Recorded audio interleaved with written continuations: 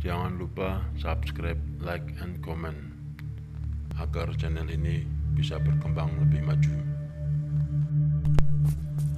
Setelah cukup berada di pos 3 yang sering juga disebut Cemoro Kembar, kami pun kembali melanjutkan perjalanan. Matahari sudah mulai condong ke arah barat.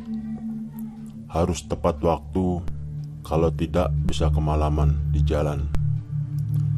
Dan agak membahayakan, walau rute ini cenderung stabil, tidak banyak cabang. Pendakian dari pos 3 menuju ke pos 4, jalurnya aku rasa merupakan jalur terberat dari jalur Lawu via Cedol. Terlihat dari treknya yang baru jalan sebentar, kita sudah disuguhi tanjakan full tanpa bonus sama sekali. Terlebih, jalur pada saat itu lagi berdebu hebat karena masuk musim kemarau.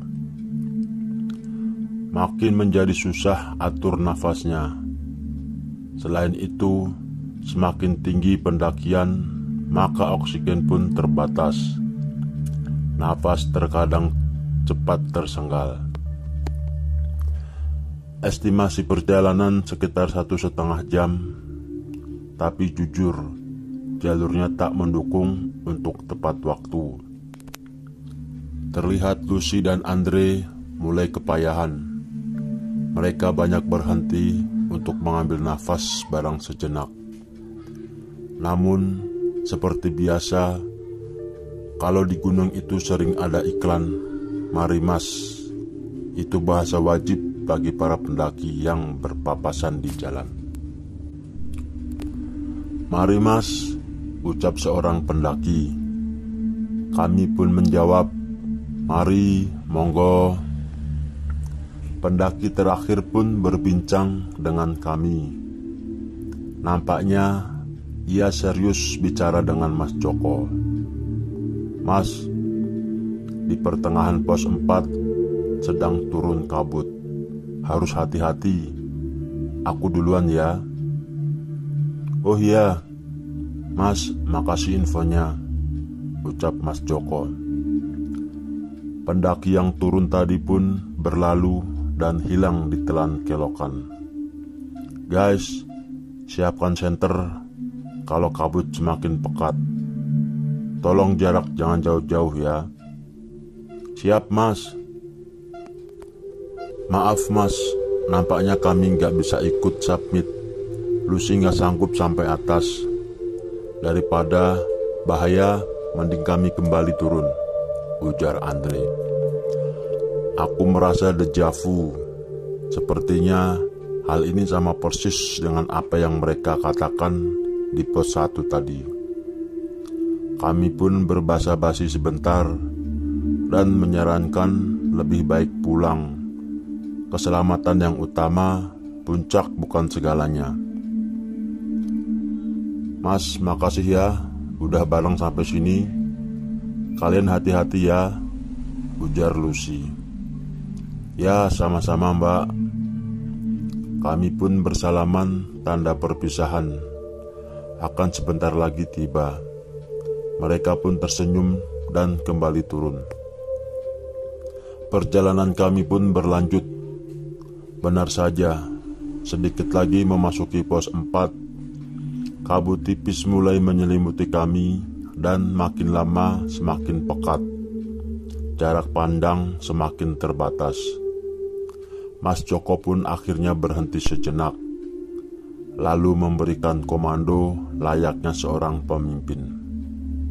"Don, Dri, harus pakai senter, dan ini tali tolong disangkutin ke badan. Biar kalau ada yang berhenti bisa ketahuan. Nih kabut lama-lama pekat banget." Kami pun menuruti instruksinya. Lalu perjalanan dilanjutkan. Tapi suara-suara mistis di telinga nampak terdengar, seperti sebuah erangan. "Ah, ah." Kami pun diam. Tiba-tiba Tali terasa berat, dan aku yang di tengah pun berhenti. Begitu juga Mas Joko yang di depan. "Ada apa?" "Berat, Mas," ujar Endri. Aku pun terdiam, begitu juga Mas Joko. Ketika Endri berkata berat, kami pun sama-sama tahu ada sesuatu yang hadir. Endri bukan pendaki kacangan, dia yang paling kuat fisiknya. Kini ia banyak berhenti untuk sekedar mengambil napas. Suatu hal yang janggal bila itu terjadi pada dirinya. Nah, cara berhenti ketika mendaki adalah seperti orang ruku untuk sekedar mengambil napas sesaat. Entah sudah berapa kali Endri berhenti. Kemudian Mas Joko pun membuat tanda untuk pendaki lain. Hal ini dilakukan untuk menunjukkan apakah ada orang di sekitar kita atau tak jauh dari tempat kita berada. "Oi!" suara Mas Joko menggema. Tunggu hingga 3 menit tak ada reaksi jawaban. "Oi!" kembali Mas Joko berteriak. Tetap tak ada jawaban. Berarti dapat dipastikan sekitar kita sepi, tidak ada orang. Kalau ada orang lain, maka akan dibalas teriakan atau sebuah suara dari peluit. "Sepi guys, gimana Andri? Masih berat?" "Yo ini masih berat." "Sabar Andri, dikit lagi nyampe pos 4. Dengan datangnya kabut dan trek yang lumayan curam, sepertinya cukup menguras tenaga. Sehingga sampailah kami di pos 4, biasa disebut juga Penggik. Kondisi pos 4 berada di tanjakan terjal, dan di tengah bedeng ada lahan untuk diriin 2 tenda. Kapasitas 4-5 orang. Di atas pos 4 juga masih ada beberapa lahan yang dapat dimanfaatkan untuk mendirikan tenda. Tapi sebenarnya untuk mendirikan tenda di sini rasanya kurang nyaman. Lebih baik sih kalau ada waktu, mending melanjutkan ke pos 5. Namun berhubung keadaan tak mendukung, Mas Joko pun memutuskan untuk istirahat di pos 4. Kabut juga semakin pekat setelah tenda berdiri. Perut kami keroncongan dan perlu diisi. Tapi makanan kecil yang kami makan seperti biasa, lagi malas masak, jadi roti lagi dengan gula aren untuk penambah stamina. "Gimana Andri, masih berat?" tanya Joko. "Dah entengan Mas." Lalu aku seperti melihat sekelebat bayangan di dalam bedeng. Bulu kuduk pun semakin merinding. Aku pun memanggil kedua temanku.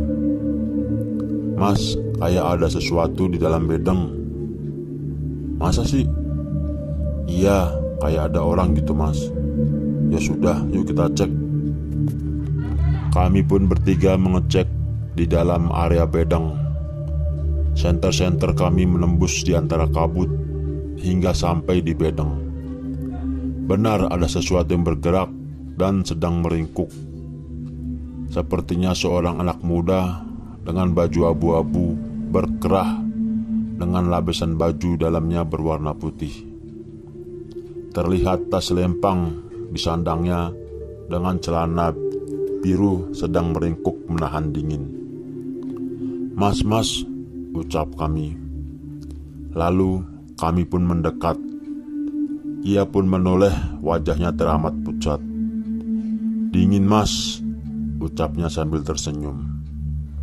Endri bergegas kembali ke tenda dan membawa jaket dan sarung. "Ini Mas, sampean ke tenda yuk." Pemuda itu pun bangun lalu berjalan menuju tenda. Tubuhnya yang kurus dan menggigil itu pun kini telah tenang di dalam tenda. Kami pun membakar ranting-ranting pohon untuk menghangatkan diri, serta merebus air supaya hangat untuk diminum. "Maaf Mas, sini dekat perapian," ujar Mas Joko. "Iya Mas, terima kasih. Namamu siapa?" "Alfi Mas." Bulu kuduku langsung berdiri, mengingat sebuah nama yang tak asing di telinga para pendaki Gunung Lawu. Kamu masih hidup?" ujar Mas Joko. Endri dan aku sendiri tak bisa berkata. Lidah keluh seperti batu. Lalu si anak hilang menatap kami lekat-lekat. Wajahnya pucat dan semakin pucat. "Dingin, Mas, dingin, hik-hik." Lalu ia menangis, tapi bukan air mata yang keluar melainkan darah. Sudah pasti melihat itu, kami bertiga langsung mengambil langkah 1000. Yang ada dalam hati adalah lari. Dalam keadaan terdesak, terkadang naluri manusia adalah menyelamatkan diri. Begitu juga aku.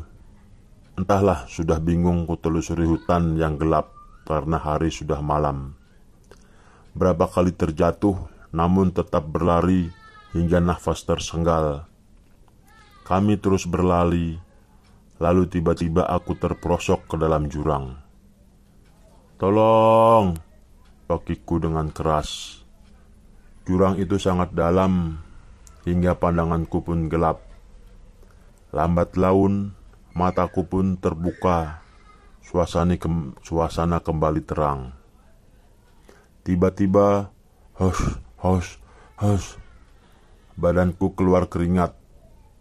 Bajuku pun basah seperti habis diguyur air. Mataku menerawang. Apa aku sudah mati? Ternyata tidak. Aku kini berada di dalam tenda. Aku menoleh ke kanan, ada temanku, Endri dan Joko. Keadaannya pun serupa denganku, terengah-engah seperti melihat hantu. Kuatur napas tapi masih dalam keadaan diam. Setelah sudah agak nyaman, napasku sudah lebih teratur, aku pun bertanya pada Mas Joko. "Mas, gua ketemu Alfi." "Gua juga," ujar Endri. "Shh, sama." Joko menutup bibirnya dengan telunjuk. Kami pun saling pandang dengan diam. Ternyata kami bertiga bermimpi yang sama. "Jam berapa ini?" Endri pun mengambil HP-nya dari dalam tas. "Jam 3 Mas. Apa kalian sudah makan?" Aku pun mengecek barang bawaan. Ternyata logistik masih lengkap, berarti kami belum makan dari sore setelah mendirikan tenda. Mas Joko pun membuka tenda. Hawa dingin kembali menusuk kulit. Aku pun ikut keluar bersamanya. Kabut sudah mulai menipis, tak seperti tadi. Senter-senter kami pun menyinari daerah sekeliling. Terlihat bulan purnama penuh di langit, masih terlihat dengan malu-malu. "Kita cari ranting." "Iya Mas." Aku dan Mas Joko tak berani jauh dari tenda. Kami mencari ranting di sekitar tenda. Kemudian Mas Joko seperti sengaja menyinari bedeng. Terlihat sepi, tak ada bayangan ataupun siapapun. Ada perasaan lega, tapi memang di pos ini hawanya terasa berbeda. Tapi aku hanya diam. "Mas, rantingnya basah." "Oh, Dri, ambil bensin di tasku." Endri pun akhirnya keluar sambil membawa bensin di botol kaca bekas minuman berenergi. dan beberapa logistik serta peralatan untuk memasak. Entah seperti tahu sama tahu, kejadian dalam mimpi tadi sama sekali kami tak bercerita satu sama lain. Kami lanjutkan aktivitas seperti biasa. Dan seperti biasa kami permisi-permisi ketika akan melanjutkan aktivitas. Kami sadar dunia bukanlah tempat untuk manusia saja, tapi ada juga dari makhluk, lebih baik itu jin maupun malaikat. Terlebih lagi di daerah gunung. Tentu saja banyak jin di sekitar gunung karena tempatnya sepi dan sunyi. Sama seperti lautan adalah tempat mereka berada. Lalu ada juga gua-gua yang sunyi dan sepi. Bahkan ada tempat-tempat yang tidak boleh kita sembarangan buang air, seperti tanah yang berlubang. Selain itu, tempat yang kotor seperti WC di tiap-tiap rumah adalah tempat tinggal jin. Di atas-atas rumah pun mereka bertempat. Di kandang peternakan mereka juga tinggal. Bahkan yang utama sekali adalah di pasar-pasar, baik itu pasar modern seperti mall atau pasar tradisional. Ada kalanya kita berdoa bagi seorang muslim, katakanlah, Allahumma inni a'udzubika minal khubutsi wal khaba'ith. Ya Allah, aku berlindung kepadamu dari gangguan jin laki-laki dan jin perempuan. Hadis riwayat Abu Daud, Nasai, Ibnu Majah, dan Ahmad. Bila beragama lain, berdoalah minta lindungan Tuhan agar dijauhi dari godaan jin. Akhirnya perut kami sudah terisi oleh logistik sederhana khas anak kos. Tapi saat itu tidak ada yang bisa tidur lagi. Jadilah kami hanya menatap perapian yang sudah kita buat. Suara malam Gunung Lawu nampak berbeda dengan gunung pada umumnya. Sangat sunyi dan terdengar suara-suara yang aneh di sekeliling bunyi jangkrik. Terkadang terdengar juga suara burung malam. Pancaran bulan pun sendu seakan ingin menampakkan senyumnya. Di sela dari kabut tipis mataku, sempat melihat bayangan tinggi besar dari kejauhan seperti seekor gorila. Aku pun diam, begitu juga dengan Endri dan Joko. Dari arah bayangan besar itu terlihat kerlap-kerlip sinar yang mengarah sembarang, hingga bayangan sosok hitam semakin mendekat dan berangsur-angsur wujud besar. Itu secara perlahan wujudnya berubah menjadi kecil seperti manusia pada umumnya. Ia pun berjalan melewati kami sambil melontarkan permisi dalam bahasa Jawa. Kami pun membalas salamnya. Suaranya pelan, namun terdengar di tengah sunyi. Dia mengatakan, "Lagi rame di atas, Mas." Kami hanya mengangguk dan ia pun melanjutkan jalannya turun ke bawah, lalu hilang dari balik kabut yang masih ada di sekitar tempat ini. Kembali kami saling berpandangan. Tapi lagi dan lagi kami hening dalam diam. Sudah banyak kejanggalan yang kita temui di pos ini. Pos yang seharusnya tak dijadikan base camp untuk berkemah. Tetapi karena cuaca, mau tidak mau kita mengalah pada alam yang lebih punya kuasa. Tak bisa dibohongi, perut yang kenyang, hawa yang dingin membuat kami mengantuk. Padahal sudah jam 5 pagi. Kami pun beribadah subuh. Setelah itu kami pun rebahan dan tertidur pulas. Ketika matahari mulai menyapa, jasad kami masih menari-nari dengan mimpi yang lebih baik. Hanya dengkuran lelah dan iler yang menemani kami saat itu. Sekedar catatan, mimpi kisah Alfi ini nyata, tapi hanya seorang kawan saja yang mengalami.